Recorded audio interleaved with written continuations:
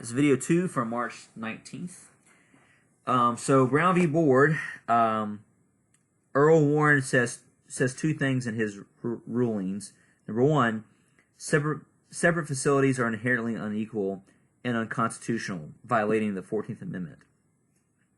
And number two, segregation in schools should end with all deliberate speed.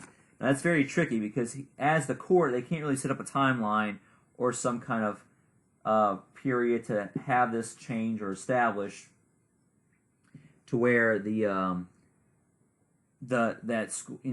schools can desegregate next month or week, whatever the case. He just says all deliberate speed. So because he leaves it kind of open-ended, a lot of these southern states will drag their feet for as long as possible. Case in point, like Zachary High and EBR Parish didn't desegregate until 1970, mostly because East Baton Rouge Parish School Board system dragged its feet so long about desegregation. All right, resistance in the South. So Southern whites fought the decision in various tactics, often referred to as massive resistance, and that's a phrase you want to be aware of, massive resistance. So a lot of times whites would do whatever they could to fight against desegregation through what's called massive resistance. So what they would do is things like they would pull their kids out of school completely, like they would take their kids out of public schools if blacks entered. There's video footage of this happening with like Ruby Bridges whenever she went to school in New Orleans. They would set up private schools like Silliman or Central Private would be established for this reason. They would do things like the school board might shut the school down. So like because if they got ruled they had to integrate, they just might close all the schools in the area and not operate as a public school anymore, so they could prevent blacks from going. So they did whatever they could in this version of massive resistance against integration. The most famous example came in Little Rock, Arkansas, with the Little Rock Nine. So a court order decided that the schools in Little Rock had to desegregate, and so the people began to protest in 1956.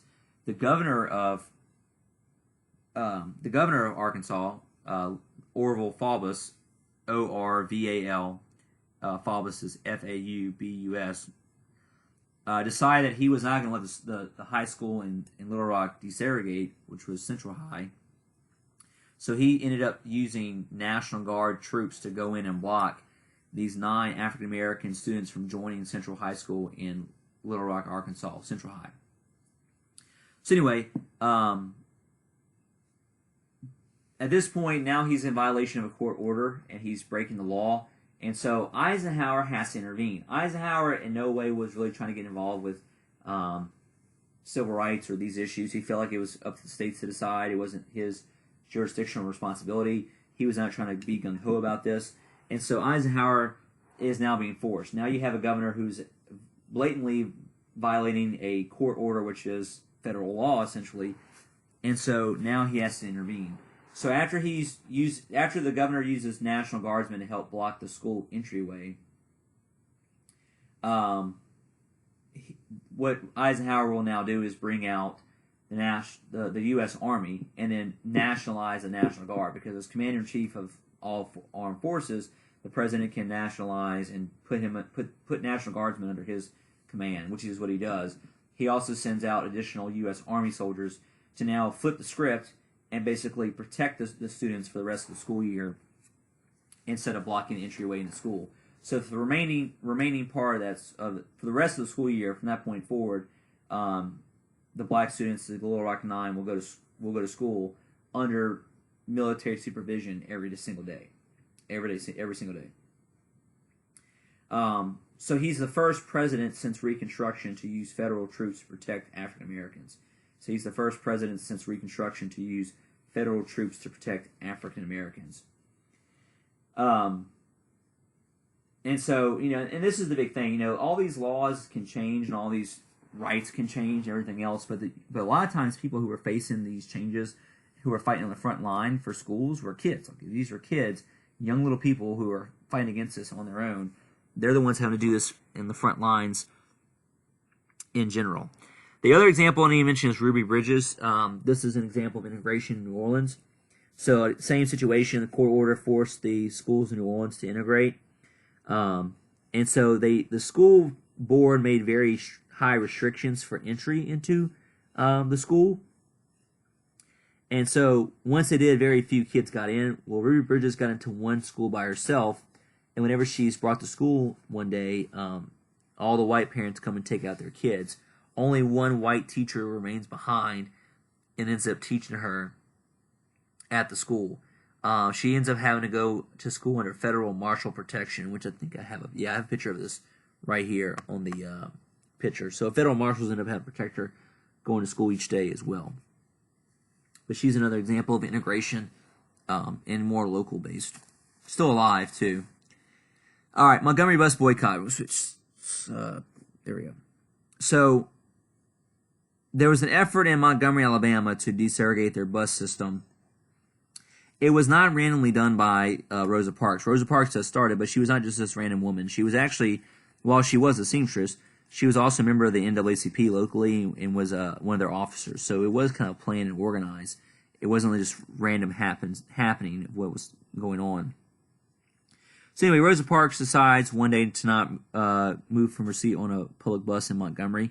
The rule was that blacks could sit in the front section until they became crowded or a white person asked them to move. Then they had to go to the back. So after riding the bus for a while in the front, there's a white lady who got on the bus and asked her to move, which she refused to do so. So Rosa Parks was then arrested off the bus, goes to jail for breaking the law, and this is going to start a big protest movement in Montgomery as a result. A lot of local pastors and church leadership organized the boycott.